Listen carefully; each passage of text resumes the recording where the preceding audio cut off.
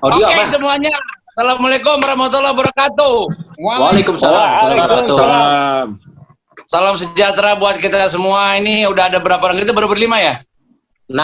Emang cuma berlima. Hah? 6 orang ya? Mana? Ada perempuan kan? Siapa lagi? Ruli, oh my, Ca, sehat Ca? Sehat, puji Tuhan, Oke, ini kita mau ngomongin kalau ada Ruli, ada Pak Herbie di sini, apaan masalah endorse? Ya, Mau pindah endorse semua. tapi kita malam ini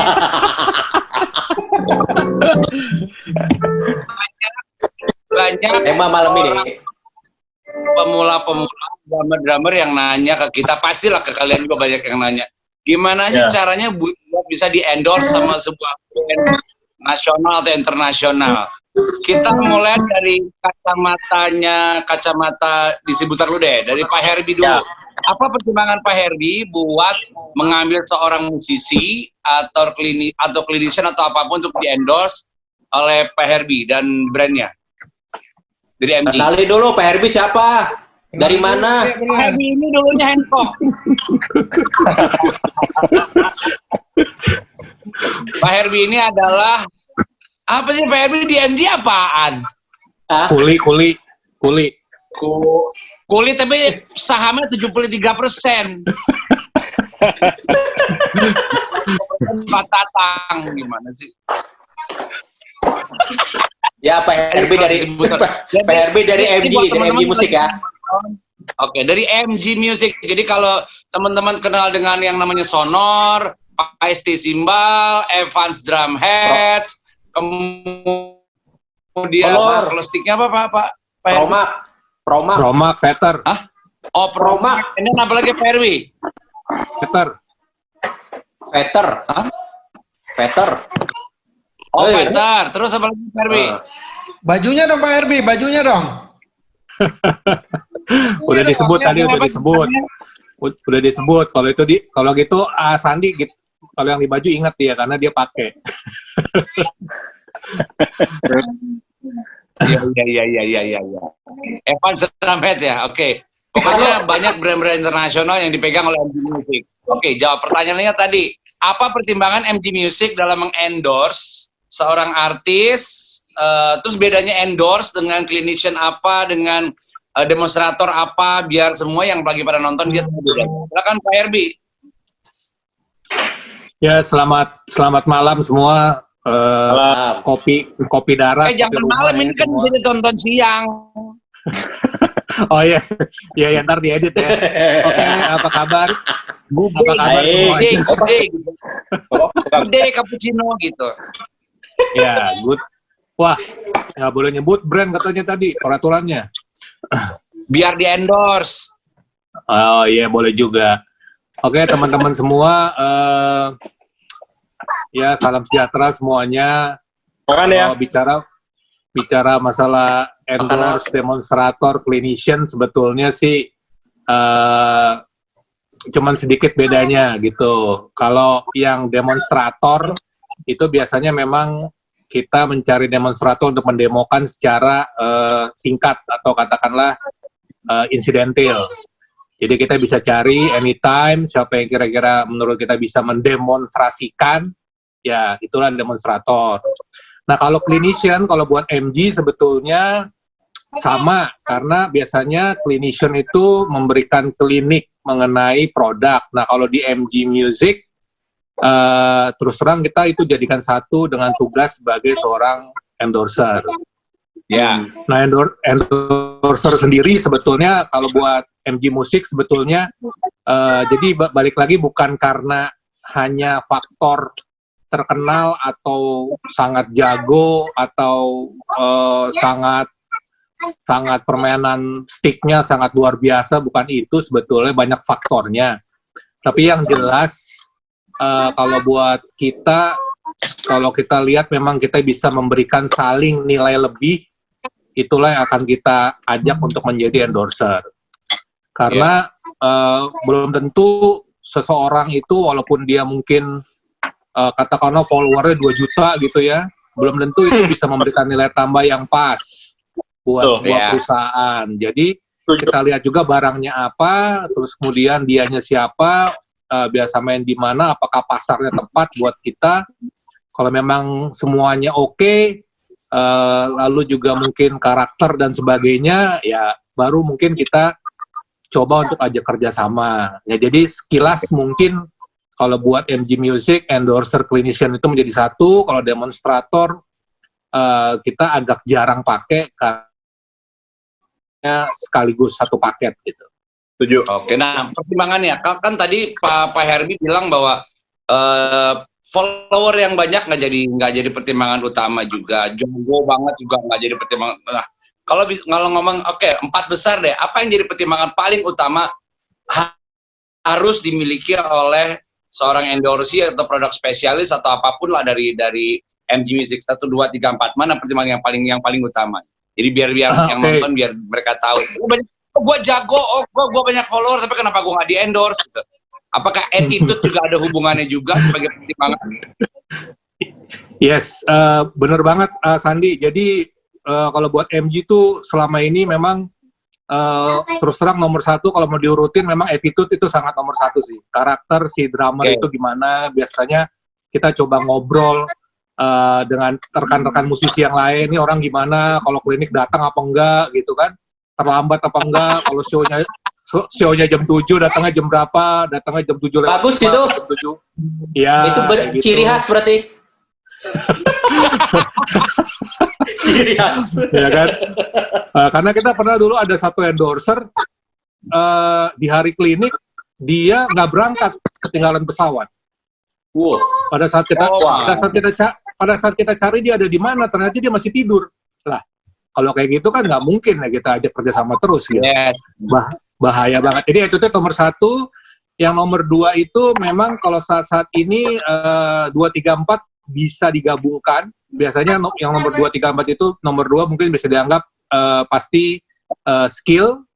Nomor 3-nya itu adalah dia aktif di mana, artinya secara online atau offline, artinya dia bisa sebagai entah dia muridnya banyak atau dia show-nya banyak. Itu nomor 3. Nomor 4 mungkin sekarang yang juga nggak kalah penting, baru follower. Kalau buat MG mungkin itu. Follower tetap pertimbangan ada ya? Tetap ada, tapi bukan yang utama. Oke. Mungkin juga ada salah satu pertimbangannya bisa jadi kayak misalnya kemampuan verbal, kemampuan berkomunikasi kah? Untuk menerapkan produk kan harus. Iya, saya rasa itu masuk ke kategori nomor 1 juga, Sandi. Jadi attitude itu memang mungkin bisa diperluas selain sikap, kebiasaan show-nya on time apa enggak, komunikasi, lalu juga dia bergaulnya gimana, ya yang seperti itulah yang umum-umum lah gitu yang. Oke, Pak Herbie tadi kasih tahu sama semua yang lagi pada nonton siapa aja yang sekarang sudah di endorse, yang dari yang paling lama sampai yang paling baru di MG Music. Ya bersyukur banget sekarang emang endorser MG sih rata-rata lama-lama nih Kang. Salah satu mungkin yang hadir di sini juga itu Eca, salah satu yang menurut saya cukup lama. Kita mulai kenal itu 2009-2010. Jadi sudah berjalan kurang lebih 10 tahun. Itu salah satu yang terlama. Lalu juga di sini ada Mas Brian, ada juga Asandi, ya, ada juga Alvin, Noxa kalau untuk drum. Lalu dulu kita juga pernah sampai saat ini masih sedikit kerjasama dengan Denny juga, Denny AJD, ya, itu juga. Oh, di Ending nggak ya Pak? Sedih lupa aku Pak. Sedih Pak. Sebetulnya gimana ya? Gitu. Sedih Pak. Mungkin secara alam ini enggak, tapi secara alam roh dia masih di endorse sebetulnya. Ngeri gitu. Gue masih terlama loh. Gue masih terlama juga dia. Terus kita ada juga sama Bowie, Gugun Blues Chartler, juga Rai Prasetya juga gitu. Jadi ya sekarang ada berapa tuh 7 orang ya untuk drum. Berarti itu produk beda-beda ya, stick, drum set sama drum cymbal ya. Iya, produk beda-beda. Kebetulan MG pegang Evans drum head sama Promax sama Veter. Jadi kita mencoba mensupport berbagai drummer yang berbagai jenis dan merek drum. Jadi itu bisa memberikan nilai tambah buat semua merek tentunya. Yang sonor saat ini memang hanya Echa saja. Gitu. Wah, hebat Echa. Okay. Itu keren. Oke, teman-teman, itu tadi paparan yang udah dikasih sama Pak Herbie tentang endorsi, tentang. Nah, sekarang gue mau ke Handy dulu. Yes. Handy ini sekarang bisa dibilang ada di sebuah band yang fenomenal ya, bisa band yang nggak pernah berhenti 12 bulan dalam 1 tahun, selalu konser dan amin. Pernah di endorse drum, pernah sonor, pernah kemudian kemarin Sakai, kemudian sekarang Kanopus. Ya banyak lah. Nah, Handy sendiri pada saat awal sekali di endorse oleh sebuah brand, apa yang Handy lakuin? Handy ditawarin atau lo nawarin? Dan lo sekarang di endorse apa aja? Ya, gue sekarang endorse Kanopus drum, terus Murad Tiril cymbal, Vincent drumstick, Aquarian drumhead. Ini satu distributor ya? Satu distributor.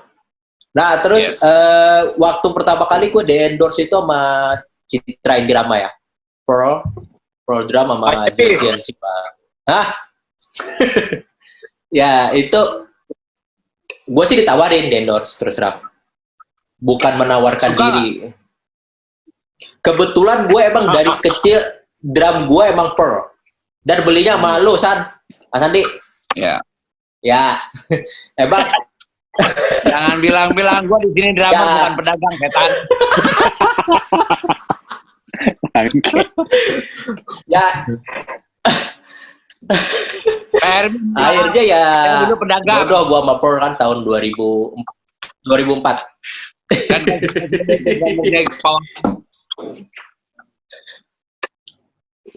Halo. Ya. Nah, gue 2004 pas gue masuk Gigi, gue ditawarin endorse sama Citra waktu itu, Citra Indirama. Ya, kalau gue bilang sih pasti yang seperti Pak Herbie bilang tadi, pasti banyak pertimbangan untuk mengendorse seorang drummer pastinya.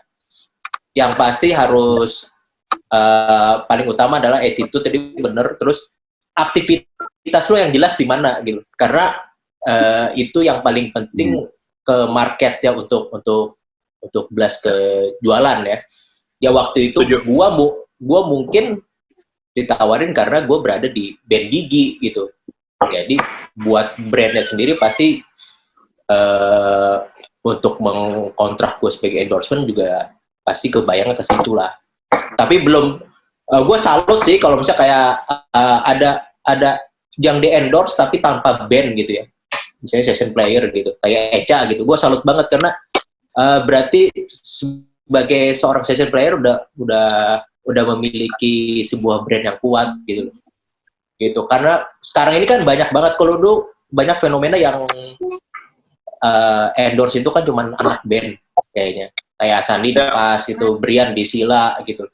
Nah, sekarang malah bergeser, kalau gue bilang sih banyak juga yang sekarang session player malah di endorse gitu. Jadi ya distributor ini gue bilang hebat sih, berani untuk coba suatu hal yang baru gitu. Om Ruli, Kang Ruli.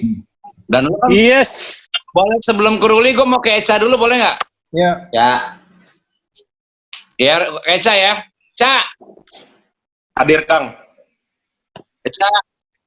Oke, nah seperti Handy tadi bilang, lo kan bukan orang drum yang muncul dari sebuah band yang bisa dibilang populer, punya follower yang banyak dari dalam sebuah band itu. Nah, ini pada saat lo di awal di endorse, itu apa yang jadi bahan pertimbangan utama si distributor ini, si brand ini? Aku tuh puji Tuhan pertama kali endorse sama Tama ya, Rahana ya berarti ya. Itu umur 9. Waktu itu mereka lagi Tama ya? Sempet dulu kecil, waktu masih kecil. Sekarang juga Ruli berarti? Belum, gue belum jahit. Waktu itu marganya Ruli Ruli masih masih marganya Rio. Iya. Dulu Tama tuh punya seri yang buat anak kecil gitu, Asandi. Jadi aku disuruh untuk inilah foto terus dikasih drumnya gitu. Terus long story short, aku ikut Indonesian Music Festival tahun kedua, which is tahun keduanya adalah Brian Solo Seven juaranya gitu kan. Terus puji Tuhan juara, habis juara aku endorse Pearl. Siljet enggak, kayaknya waktu itu mereka nggak percaya deh, dipikir nih bocah siapa nggak punya band, jadi dikasih drumnya aja gitu. Drumnya juga bagus. Terus waktu itu sempat klinik bareng Asandi. Sebelumnya aku sempat klinik di Mapex dulu, padahal aku nggak di-endorse tuh. Mungkin itu tadi pertanyaan Asandi di awal ya, cuman clinician aja. Terus akhirnya aku endorse Pearl, klinik bareng Hendy, seneng banget. Singkat cerita, Hendy pindah Sonor, nggak lama, aku juga pindah ke MG. Ya, awalnya tuh aku cuma pengen Paisti sama Evans, karena waktu itu drum juga maksudnya masih bingung lah, belum ngerti. Nah, terus Pak Herbie waktu itu bilang, wah kalau kita harus satu paket nih, harus drumnya juga gitu katanya. Terus disitulah kayak cinta mula-mula tuh balik lagi. Aku baru ingat ternyata drum pertama yang aku minta dibeliin tuh Sonor. Jadi aku punya drum Sonor dari kecil dan akhirnya waktu itu kayak ya ibaratnya cinta mula-mula balik lagi, ternyata emang suka ya gitu sama barangnya.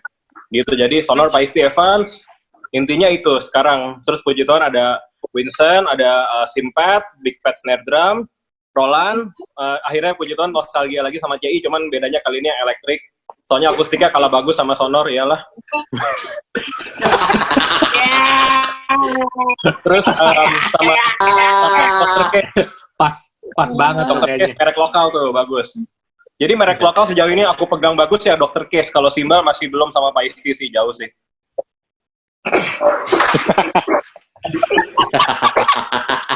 Oke, teman-teman itu tadi udah. Sekarang Ruli. Jadi buat yang lagi lihat, Ruli ini adalah promotion manajernya Yamaha. Bener nggak, Rul? Enggak, salah. Oh salah. Direktur, Apa salah. promotion? Direktur. Gue produk Apa, Rudi, marketing yang mana, dan Rudi? artis relation. Gue produk marketing sama artis relation untuk Jadi buat teman-teman, Ruli ini adalah teman lama kita banget. Karena semua endorse dari berbagai brand pasti kenal Ruli. Karena Ruli ini cukup lama di Bahana. Dia inilah yang nyeret-nyeret gua masuk ke Sabian, kemudian Brian juga, Repra Setia juga, Agung Gimbal juga, terus banyak ya, ada Eno Netral, Iqmal Tobing, dan kemudian udah berapa tahun sekarang dia Maharo? 3 tahun. 3 tahun. Nah, 3 tahun. Nah, menurut gua tetap nyeret-nyeret orang dia kayak Yamaha. Yeah. Hampir semua endorsi Tama, endorsi Sabian diseret ke Yamaha. Tapi Ruli di HP gue tulisannya masih Ruli Sabian. Nggak bener lu, Rul. Buat distributor Tarik orang, ini, maksud gua sangat komplit ya. Rul, Ya. oh hilang.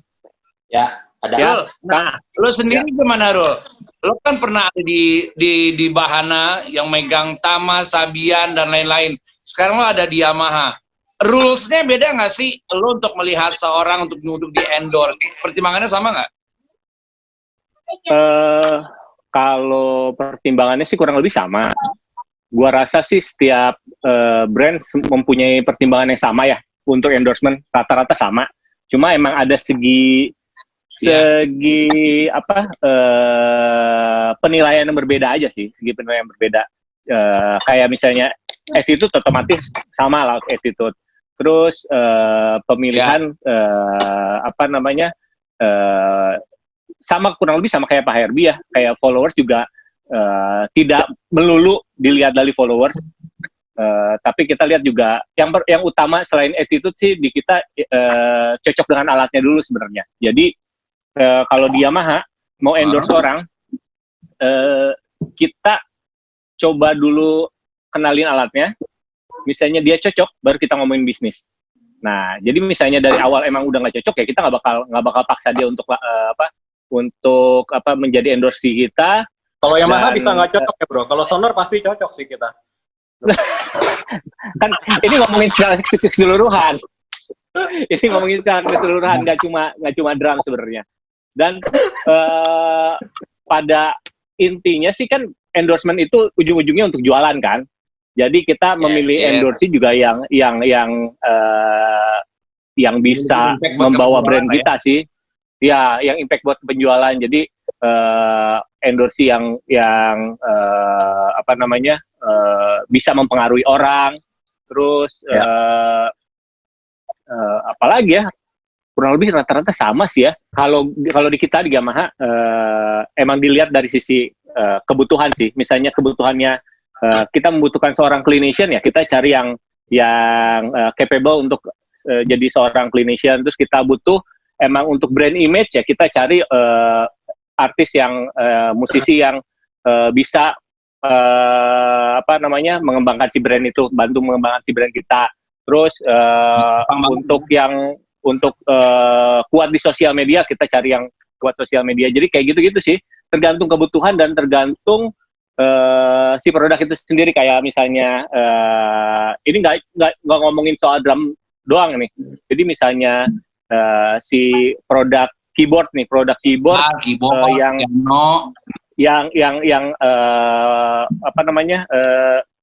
customernya itu arahannya kemana, ya kita cari yang sesuai dengan customernya, kayak gitu sih Kang. Nah, gua ada pertanyaan nih. Bri, tadi kan Pak Herbie sama Ruli kan bilang soal follower, keaktifan di sosial media. Nah, lo sendiri sebagai endorse dari Canopus, terus simbal lo kan sekarang Pak Iste ya? Pak Iste, simbal paling bagus. Nah, lo sendiri di dalam kontrak dikasih kewajiban nggak sih, lo harus posting sekian banyak, lo harus bikin konten yang banyak, bla bla bla, lo harus ngerai sekian follower buat akun diri distributor itu. Ada kayak gitu kewajiban? Kalau yang tertulis sih mungkin lebih ke berapa kali kita harus posting atau tag produk tersebut ke akun distributor ya. Maksudnya ya itu wajar karena kan emang zaman sekarang kan kita udah nggak kayak zaman dulu yang kita pergi klinik, pindah ke kota ini, ke kota itu, ke dealer sini, dealer situ. Sekarang semuanya udah lebih digital dan sebenarnya malah memudahkan sih dengan impact yang sama atau lebih besar mungkin. Jadi kalau kita bicara untuk target promo dan untuk menaikkan penjualan secara signifikan, sebenarnya lebih bisa kena tujuan langsung gitu. Karena apa yang kan orang zaman sekarang itu kan kalau emang dia mau mencari informasi tentang sesuatu, ya dia pasti akan langsung ketik kata kunci tersebut gitu, atau pergi cari informasi di orang yang memang berkompeten di situ.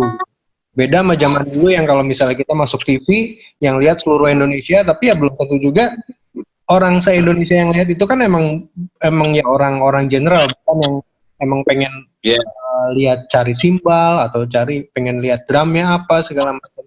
Jadi zaman sekarang sebenarnya lebih efektif dan lebih efisien kerjanya daripada zaman dulu. Nah, kalau masa kontrak seorang endorsement tuh berapa tahun? Terus berdasarkan apa? Berdasarkan nilai drumnya yang wah kah, mahal maksudnya, tinggi, atau simbalnya segala macam, atau berdasarkan pasar kah atau gimana gitu, Pak Herbie atau Rul? Pak Herbie. Kalau MG biasanya kontrak itu kita per 2 tahun. Memang tidak dipungkiri itu bisa menjadi 3 atau 4 tahun tergantung dengan nilai barang yang memang diberikan. Tapi pada intinya sih itu negotiable banget. Kita open, kita terbuka untuk masalah waktu sih. Jadi umumnya sih 2 tahun lah kontraknya gitu. Terus nanti kita perpanjang lagi jika memang berlanjut kerjasamanya gitu. Oke. Yamaha sih umumnya sih 12 tahun buat NMAX. Cicilan. 12 tahun NMAX. Kalau Yamaha sih Rata-rata 3 tahun sih, rata-rata 3 tahun. Siapa aja sih Rul? Yamaha? Kenapa? Endorser Yamaha Yamaha. siapa aja Rul sekarang? Yamaha Endorsement itu Yamaha Ray, sekarang siapa aja? ada Ray Prasetya, ada Agung Gimbal, Alvin Noksa, Agung lagi, Eno Netral, siapa lagi ya? Waduh, Angels Percussion, Rio Alif, Alvin udah tadi, Rio Alif, Alvin udah. Noksa. Ya, Alvin juga. Oh udah. Ya itu. Nah, Ada yang kelewat nggak ya? Nggak sih Kalau kayaknya. Alvin Ihan, Si Denny masih nggak Denny? Denny. Denny aja deh. Itu Oke, sekarang produk spesialis untuk Yamaha. Yamaha Drum. Oke, 2 menit terakhir nih. Dari Wah, Pak 2 Herbi menit. sama Ruli, ada pesan-pesan nggak? Gimana sih kalau teman-teman mau coba mengajukan tuh, caranya tuh gimana kalau mau mengajukan jadi endorser lah gitu. Siapa dulu? Oke, pada intinya harus diketahui bahwa endorser itu kan tujuannya sebetulnya kalau buat perusahaan adalah membantu bidang promosi. Nah, jadi seberapa penting, seberapa kita jualan seberapa penting, seberapa si calon endorser ini bisa membantu gitu. Sometimes semua tergantung lagi pada hasil di lapangan. Karena kalau kita mengendorse katakanlah 30 orang tetapi hasil penjualannya malah menurun, kita juga harus review. Jadi kalau teman-teman niat untuk di-endorse, pertama udah pasti attitude nomor 1, nomor 2 harus aktif gitu ya, jangan mendaftar sebagai endorser, tapi ketika dicek Instagramnya, kebanyakan Instagram lagi jalan-jalan atau lagi dandan, kan susah gitu. Kemudian nomor 3 juga skill dong, Pak. harus skill juga udah pasti ya. Sama gimana terhadap alat itu. Ada yang minta endorse simbal, tapi ternyata hanya main misalnya di level sekolah gitu ya. Kita adalah cara lain misalnya dengan diskon spesial dan sebagainya untuk mensupport musisi. Pada intinya distributor kalau MG selalu ingin mensupport musisi selama memang dirasakan itu perlu dan bertanggung jawab gitu. Kira-kira gitu. Ya. Ruli ada yang boleh tambahin, Rul? Kalau dari gua kurang lebih sudah ada di Pak Herbi yang sebutkan juga itu menjadi poin dari gua juga. Cuma tambahan terutama buat teman-teman musisi, teman-teman drummer yang baru muncul, yang tiba-tiba followersnya banyak dan merasa cocok untuk di-endorse. Nah, itu sebagai pesan juga, maksudnya bahwa endorse itu bukan sebagai tingkatan akhir lu menjadi seorang musisi sih, tidak hanya sebagai endorser. Jadi jadi intinya sih pesan gua nggak perlu repot-repot lu mencari endorse, biarin brand aja yang mencari lu. Itu yang keren menurut gua. Benar. Jadi karir lo jalanin dulu, band lo gedein dulu, karakter lo, image lo gedein dulu, biar nanti brand yang cari lo.